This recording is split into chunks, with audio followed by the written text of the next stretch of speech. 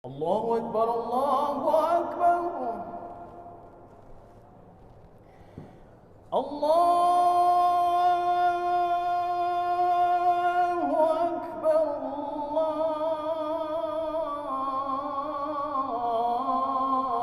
Sedekatin jariyah. Yang pertama sedekah jariyah. Au ilmin yuntafa'u bih. Yang kedua ilmu yang bermanfaat, yang bisa diambil manfaat oleh orang lain. Yang ketiga au waladin salihun yad'ulah. Yang ketiga anak yang salih yang selalu mendoakan.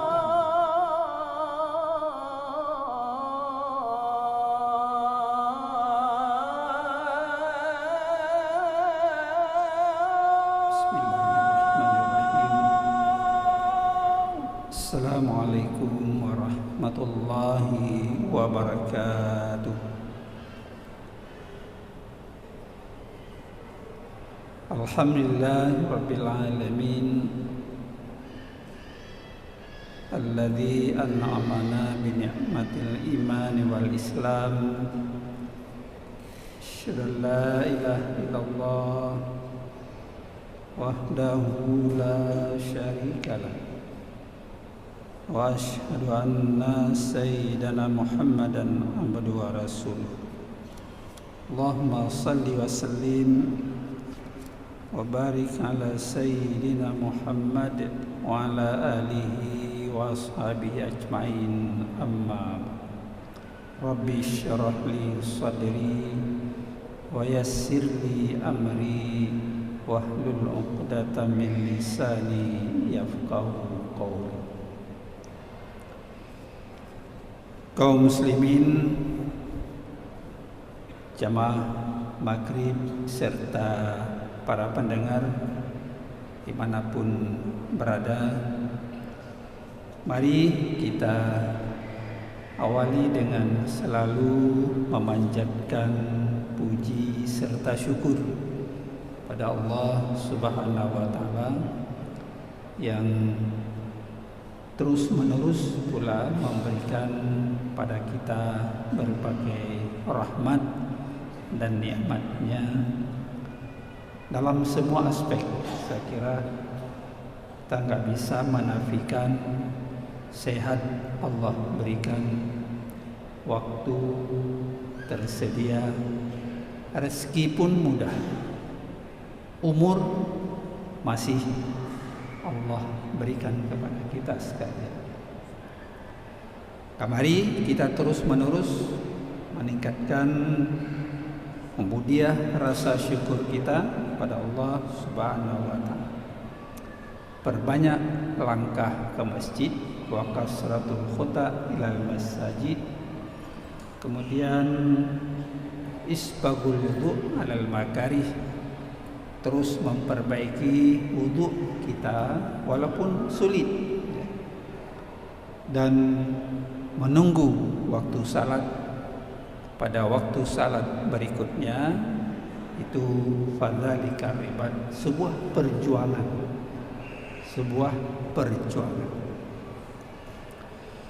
Selawat beriring salam mari pula kita sampaikan kepada Rasulullah sallallahu alaihi wasallam, keluarga dan sahabat beliau sekalian. Dan mari pula kita terus menerus berselawat pada beliau. Jangankan kita, Allah, para malaikat juga berselawat pada Rasulullah sallallahu alaihi wasallam. Bapak Ibu jamaah dan para pendengar yang dirahmati Allah, mari sambil kita niat iktikaf di rumah Allah yang megah dan suci ini, kita saling berbagi tazkirah. Kita lanjutkan pengajian kita, bahasan kita, lanjutan dari bahasan Ahad malam yang lalu. Bapak Ibu jamaah yang dirahmati Allah dan para pendengar dimanapun berada, tema kita malam ini adalah tiga hal terus menerus abadi bersama kita. Tiga hal terus menerus abadi bersama kita. Kita awali Bapak Ibu jamaah dan para pendengar sekalian, hadis Rasulullah sallallahu alaihi wasallam rawahu Muslim. Qala Rasulullah sallallahu alaihi wasallam, "Idza mata ibnu Adam inqata amaluhu illa min salasin, sadaqatin jariyah, aw ilmin yuntafa'u bih, aw waladin salihun yad'u lah." Sini ada tiga hal. Apabila seseorang anak Adam, ya kita semua ini manusia, anak Adam meninggal dunia, abehum, maka itu putus hanali hubungan dengan dunia ini, hanali hubungan, putus segala amal kita. Kita sudah kembali ke alam kubur, ke alam barzah. Kayak ini nggak ada lagi hubungan, putus, inqata. Kecuali tiga hal kata Rasulullah. Sedekatin jariyah. Yang pertama sedekah jariyah. Au ilmin yuntafa'u bih. Yang kedua ilmu yang bermanfaat, yang bisa diambil manfaat oleh orang lain. Yang ketiga, au waladin salihun yad'ulah.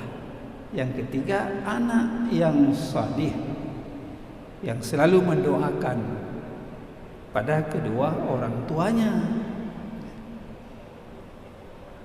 Tiga hal. Mungkin secara ringkas nanti kita coba mengulangi, mengkaji kembali, ya, mengingatkan diri dan Bapak Ibu sekalian dan para pendengar dimanapun berada yang suara ini sampai dan bersamanya ada radio, baik dipancarkan oleh radio FM Baitur Rahman maupun RRI Banda Aceh Pro 1 ke seluruh daerah. Bapak Ibu jamaah yang dirahmati Allah Subhanahu wa taala. Berbicara yang pertama, sedekatin jariyah.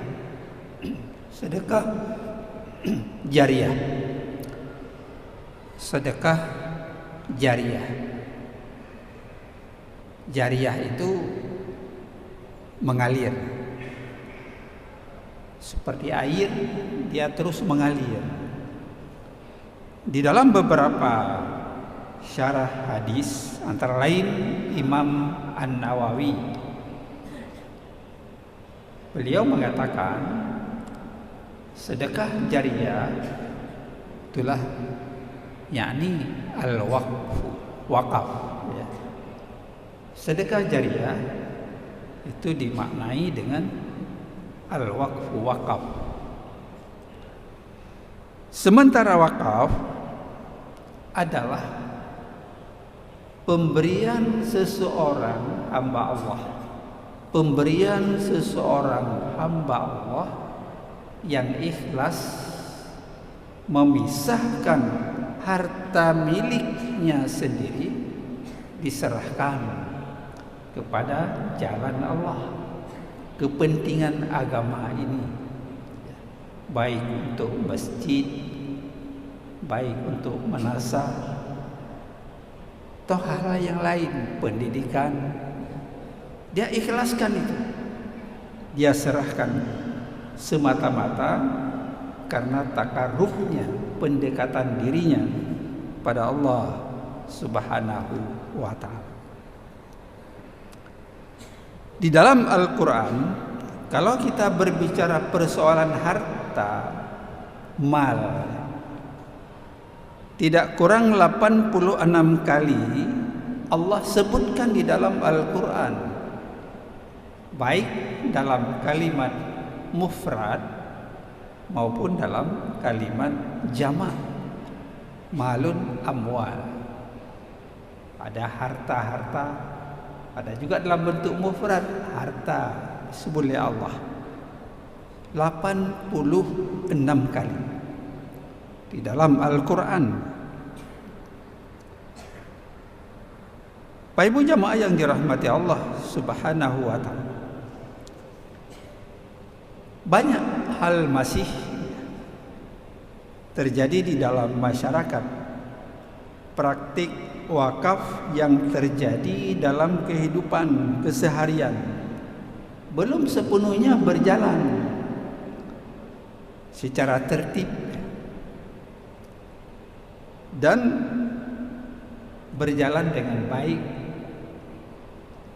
sehingga dalam berbagai kasus harta-harta benda wakaf tidak terpelihara sebagaimana mestinya.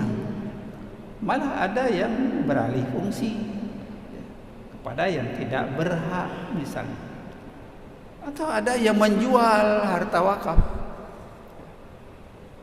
ambil uang digunakan untuk pribadi. Nauzubillah, summa nauzubillah. Karena itu Bapak Ibu sidang jamaah yang dirahmati Allah Subhanahu wa ta'ala, ada yang bertanya, ada yang memunculkan pertanyaan, bagaimana kita menertibkan, menjaga harta wakaf, apalagi yang sudah lama-lama diwakafkan. Wakif anali, ahli waris anali. Gimana kita menyelamatkan bahwa itu? Tapi orang masyarakat yang tua-tua di situ tahu itu wakaf. Ini bisa diselesaikan dengan musyawarah, mufakat, ada saksi di kampung, nanti Pak Kesi mengeluarkan surat keterangan, namanya sporadik, bahwa ini tanah wakaf. Lu kira banyak sekali Bapak Ibu, para pendengar sekalian, yang selama ini sudah ditempati atau dimiliki oleh orang yang tidak berhak wakaf. Pegerumo di atas tanah wakaf, peker toko di atas tanah wakaf, menjadi milik pribadi sebagainya. Maka ini perlu penertiban, perlu kita selamatkan wakaf orang, aset wakaf orang, sehingga sedekah jariah itu mengalir, pahalanya ada hasil. Wakaf itu bukan untuk pribadi, tapi wakaf itu nanti ada nazir ya.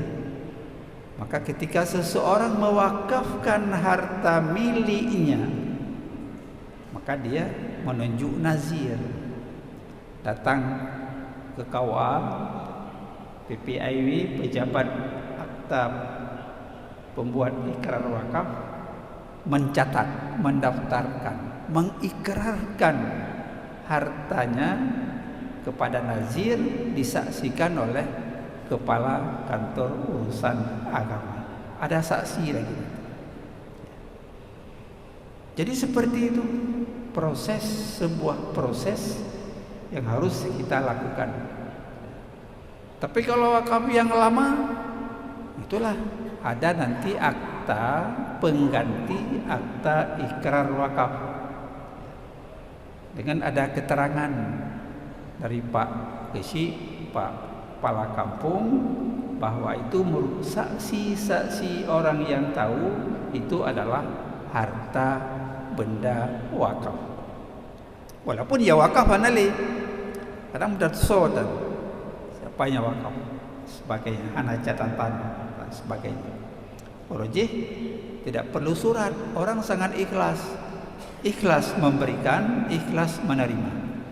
Maka kita perlu menyelamatkan harta benda wakaf tentu tidak kurang nilai pahalanya juga dengan memberikan wakaf di jalan Allah Subhanahu wa ta'ala.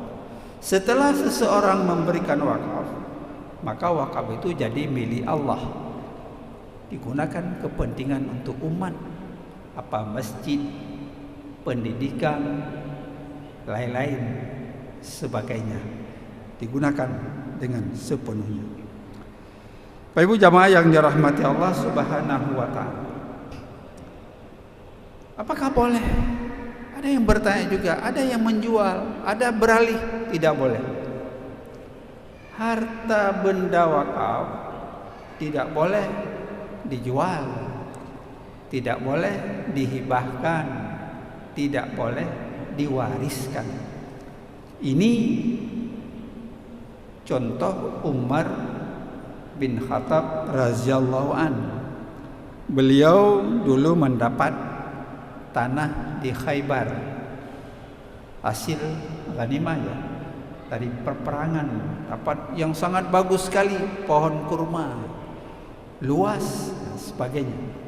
Beliau tanya pada Rasulullah, apa yang lebih baik saya lakukan di tanah itu? Kalau saya bagi habis, tapi kalau tidak dibagi hasilnya nanti dimanfaatkan. Beliau mengatakan kepada Rasulullah, dan Rasulullah memberi jawaban, in syi'ta habasta aslaha wa tasaddaqta biha. Maka Rasulullah mengatakan, hai Umar, jika kamu mau dan ingin, kamu bisa tahan tanahnya, tahan tanah itu dari perpindahan milik, namun tetap dijaga, hasilnya disedekahkan. Jadi bukan tanahnya dibagi, tapi hasil kurma di Khaybar yang sangat makmur, sangat bagus, itu hasilnya yang disedekahkan kembali. Apa namanya? Penerima manfaat, mauquf alih. Kalau ada seseorang mewakafkan tanah sawah ke Masjid Raya Baitur Rahman ini, maka setiap panen itu hasilnya tanah tetap in wakaf Masjid Raya Baitur Rahman, tapi hasilnya itu yang diserahkan kepada nazir, kepentingan pengelolaan, takmir dan sebagainya untuk Masjid Raya Baitur Rahman. Oh, ada toko, diserahkan toko ke Masjid Raya atau masjid lain, ada disewa, toko itu tetap dijaga oleh nazir. Tapi ada sewa, produktif, diproduktifkan, sewa itu diserahkan kepada nazir. Jadi 50% dari hasil produktif wakaf itu untuk mauquf alihnya kepada masjid. Karena dulu diikrarkan oleh wakif, toko ini, tanah sawah ini saya serahkan kepada Masjid Raya Baitur Rahman, Banda Aceh, bukan kepada yang lain. Maka nazir mengatur 50% bela bagian untuk masjid, 50% itu untuk kepentingan imarah masjid. Toilet, pegat toilet, bocor dan sebagainya itu ke sana. 40% bisa di-saving, disimpan. Untuk apa disimpan? Nyona yang rusak harta benda wakaf kita perbaiki. Oh, bocor rumah, oh rusak toko, kita perbaiki. Jadi ada dana yang di-saving dan sebagainya. 10% diatur oleh undang-undang, itu operasional dari nazir. Jadi demikian, supaya ini berjalan ya, berjalan. Maka di sini dituntut nazir itu seorang yang amanah. Karena nazir itu tidak menguasai harta benda wakaf. Tapi nazir hanya tugasnya adalah mencatat, administrasi, mencatat padumna di masjid A berapa banyak tanah wakaf atau benda-benda wakaf, harta benda wakaf lainnya dicatat dalam sebuah buku administrasi yang bagus. Karena nanti nazir ini kan sabin, ada hudib tapi kan meninggal dipanggil Allah, sudah ada catatan. Malah itu disertifikatkan dari badan pertanahan supaya ada kepastian hukum. Saya kira siapapun nanti yang mengganti nazir, ya tahu ini sertifikat wakaf sekian banyak di masjid pulaan tanah atau harta benda wakaf. Yang kedua, mengelola, mengembangkan harta benda wakaf sesuai tujuan peruntukan ikrar dari si wakif.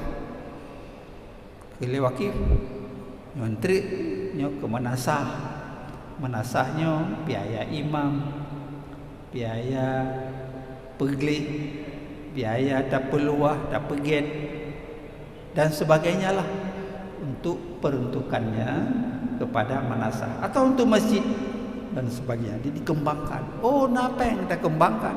Kita bangun rumah, properti, kita sewa kembali, hasilnya untuk masjid dan sebagainya. Kemudian mengawasi, melindungi harta benda wakaf. Kita harus menjaga, menauri yang gugat, kita harus bela. Oh, digugat ke mahkamah, ke pengadilan, kita bisa mendampingi, membela, mempertahankan wakaf yang sudah diberikan pada nazir ya, untuk menjaganya. Kemudian baru melaporkan hasil pelaksanaannya kepada Badan Wakaf Indonesia dan Kementerian Agama supaya ini transparansi, ya, tidak ada saling fitnah, saling curiga, mencurigai harta benda wakaf itu.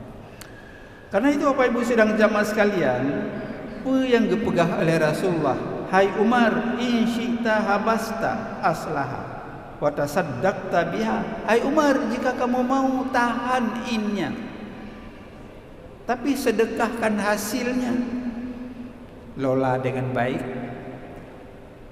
dan hasilnya untuk kepentingan umat ini. Maka qala fatasaddaqa biha Umar, maka Umar melakukan itu, menyedekahkannya, ya. La yuba'u asluha, tidak boleh dijual pokoknya. Pandai itu toko dah jual atau tanah dah jual, padahal itu bukan milik kita, milik wakif yang diamanahkan kepada kita sekalian, tidak boleh dijual. Maka dalam wakaf pun tidak ada istilah jual beli, tapi yang ada istibdal. Istibdal itu menukar, mengganti lain. Jadi tanahnya icok le jalan, perluasan jalan atau irigasi dan sebagainya, itu oleh proyek itu mengganti lain, istibdal yang sebanding. Hanji kurun lebih boleh, yang sebanding, karena itu milik Allah, ya. Kalaupun kita tidak melakukan dengan baik, juga nanti berakibat sanksi, teguran dari Allah Subhanahu wa ta'ala. La yurasu, tidak boleh diwariskan. Hanjit oleh nazir diwariskan ke anak, tak boleh, ya. Nyata ayah lu kelian hanjit nazir tega yang kena abi umum hanjit pulang kembali bak nazir yang lain, bak masyarakat yang tanah wakaf, hanjit diwariskan dicok lianik sebagai warisan. Kemudian la yuhabu, tidak boleh dihibahkan, boleh juga diberikan pada anak sebagai hibah, karena bukan milik kita, itu milik Allah Subhanahu wa ta'ala. Qala fatasaddaqa Umar, maka Umar menyedekahkan yang pertama fil fuqara, pada orang-orang fakir, orang miskin. Hasilnya berikan kepada orang fakir. Ya. Orang fakir ada jamaah misalnya di masjid, ya. Orang miskin perlu dibantu dengan dana wakaf. Wa fil qurba, kerabat dekat yang membutuhkan belanja perlu dibantu, ya. Keluarga-keluarga yang miskin. Wa fir riqab, orang-orang hamba sahaya yang belum merdeka. Wa fi sabilillah, pada jalan-jalan Allah. Wa bani sabil, dan ibnu sabil, dan seterusnya. Bapak Ibu para pendengar dimanapun berada, demikian penggunaannya. Maka hari ini diatur juga, negara mengatur peruntukannya untuk ibadah, pendidikan, kesehatan, ekonomi, memberdayakan ekonomi umat, dan lain sebagainya. Jadi seperti itu, ya, diatur oleh pemerintah supaya ini bermanfaat. Dari wakaf orang yang kagua, ya, termasuk yang viral selama ini, belang padang, ya.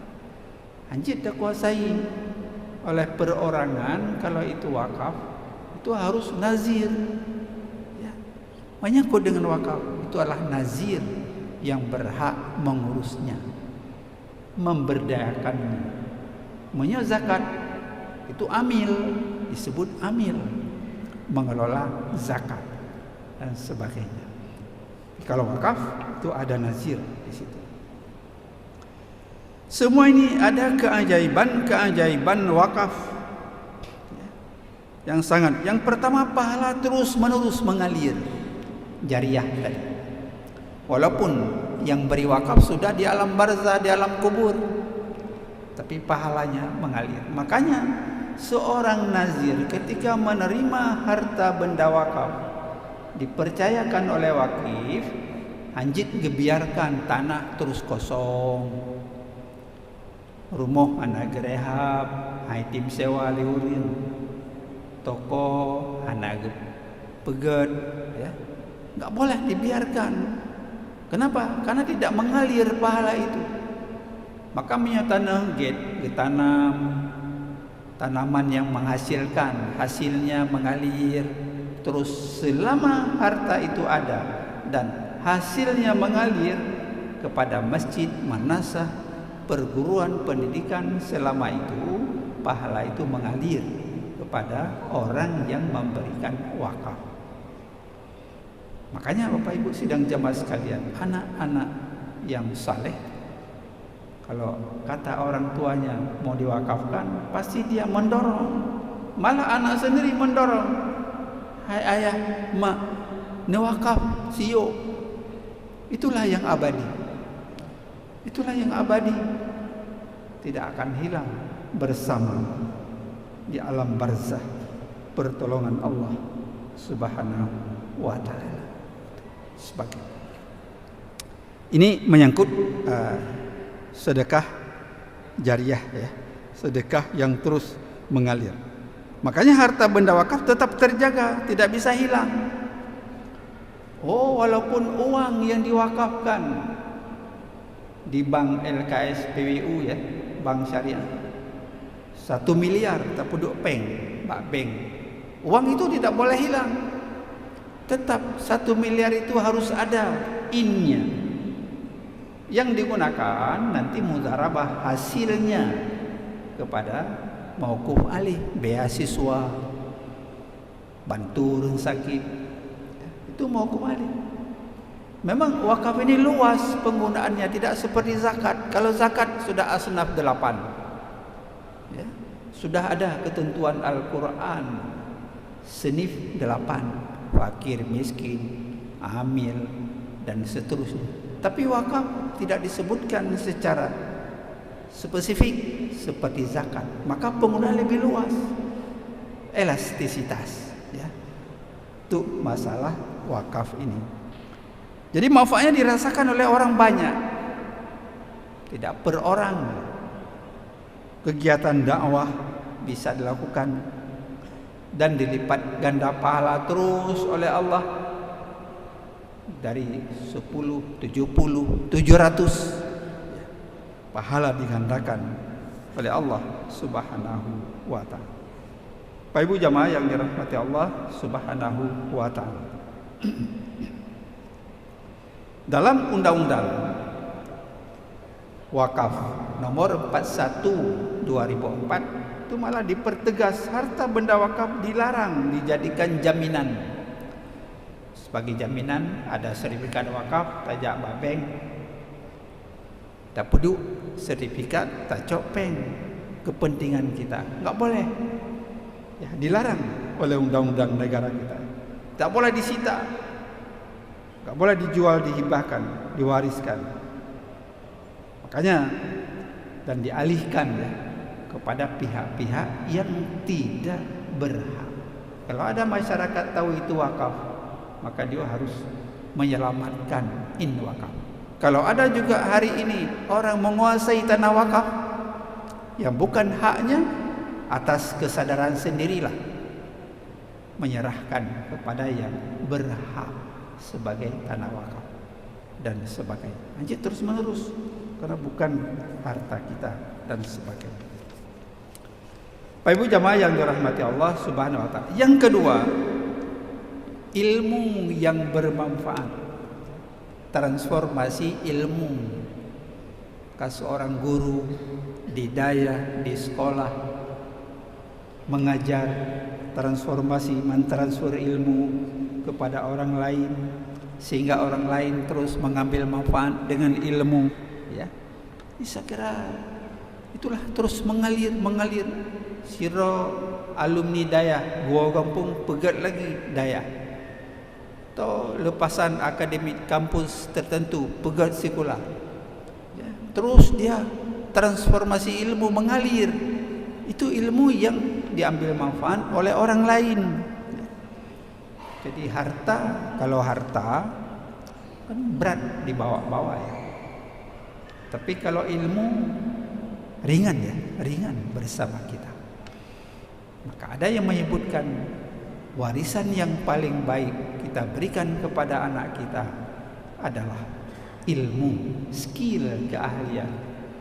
Orang yang punya harta, ketika dia dibagi, hartanya jadi berkurang. Tapi ilmu semakin dibagi kepada orang lain, disampaikan kepada orang lain, malah ilmu itu semakin bertambah berkat. Ada anak diberi ilmu, disekolahkan dengan skill ilmu itu, hartanya bertambah. Ada keahlian dari ilmu yang didapatkan. Makanya ada pendekatan-pendekatan menyebutkan ilmu itu 3 huruf, in, lam, mim. In itu inlin, derajat tinggi. Jadi orang berilmu punya derajat yang tinggi, tidak sama dengan orang yang tidak punya ilmu. Derajatnya malah dimuliakan oleh Allah Subhanahu wa ta'ala. Lam, latifun, lemah lembut. Jadi inlin, derajat tinggi. Lam, latif, lemah lembut. Orang berilmu berbudi pekerti. Hana laju kun kegok beranggapan. Dia punya ilmu, menghargai orang lain. Jangan merongrong, jangan memojok orang lain, menghargai, ya, orang lain karena dia punya ilmu, ya, berbudi pekerti, punya rasa, santun, ramah dan sebagainya. Dia membina orang lain, membina anak didik, tapi tidak menghina. Membina tapi tidak menghina. Mengajak, tidak mengejek. Orang berilmu begitu. Mengajar, tidak menghajar. Merangkul tanpa pernah memukul. Itu orang-orang yang punya budi pekerti karena ada ilmu. Sedangkan mim al-mulk, raja, paling kurang kita pribadi, kita sendiri menempatkan posisi melawan hawa nafsu, mengendalikan amarah dan segala hawa nafsu syaitan laknatillah. Pak Ibu jamaah yang dirahmati Allah, yang terakhir adalah anak kita, ya. Keturunan melanjutkan masa depan orang tuanya. Hari ini Bapak Ibu sidang jamaah sekalian, semua orang tua khawatir dalam hal mendambakan anak yang saleh. Hari ini anak katanya di Indonesia ini 3,2 juta terlibat judi online. Yang lalu kita jelaskan ada PP 28 2004, di mana dalam PP pasal 103 disebutkan pemerintah menyediakan alat kontrasepsi kepada siswa, menghancurkan generasi. Ini kan presek, seolah-olah kita menyuruh dia presek LGBT. Beri alat kontrasepsi, kondom, palalai ke anak siswa sekolah, na'udzubillah. Pak Ibu sidang jamaah yang dirahmati Allah Subhanahu wa ta'ala, 179.000 anak terkontaminasi dengan judi online hari ini. Belum pinjol, stres. Bagaimana rumah tangga jadi bubar, terjadi perceraian karena persoalan utang, judi dan sebagainya. Malah malas bekerja, jadi kriminalitas, ya. Stres lagi. Di Jakarta katanya 15-20% stres. Saya kira di Aceh juga tidak kurang itu, 10-12% stres, ya, dan sebagainya. Karena persoalan dinamika kehidupan ini. Yang mudah-mudahan Bayu sedang jamaah yang dirahmati Allah Subhanahu wa ta'ala, mari kita semua mendambakan anak yang salih, dan mari kita perkuat ketahanan keluarga. Wal yakhshal ladzina law taraku min khalfihim dzurriyyatan dhi'afa khafu 'alaihim falyattaqullah wal yaqulu qawlan sadida. Hendaklah kita merasa khawatir anak keturunan kita yang kita teruskan lemah akidah, lemah ilmu, lemah finansial. Mari Bapak Ibu sidang jamaah sekalian, tanggung jawab kita bersama untuk menjaga itu semuanya. Demikian, terima kasih, mohon maaf. Wallahu waliyut taufiq wal hidayah. Assalamualaikum warahmatullahi wabarakatuh. وصل وسلم على سيدنا محمد في المرسلين وصل وسلم على سيدنا محمد في الملأ الأعلى إلى يوم الدين وصل وسلم على سيدنا محمد وعلى آله وصحبه أجمعين. ولقد أشروا لنعت من أوصافه تحيي القلوب تهيج الأشجانا والله قد أثنى عليه فما يساوي القول منا أو يكون ثنانا لكن حبه في السرائر